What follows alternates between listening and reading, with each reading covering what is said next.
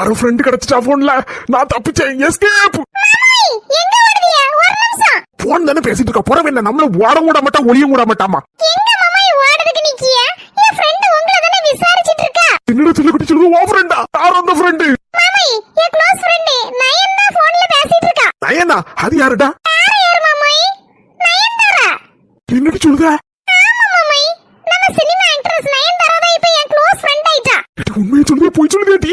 மாமாய் யூடியூப திறந்தாலே நாத்துன்னு வந்திருக்கு. யாரா அந்த நாத்து, யாரா அந்த நாத்துன்னு 2-3 நாளா குழம்பி இருந்திருக்கா நயன்தாரா.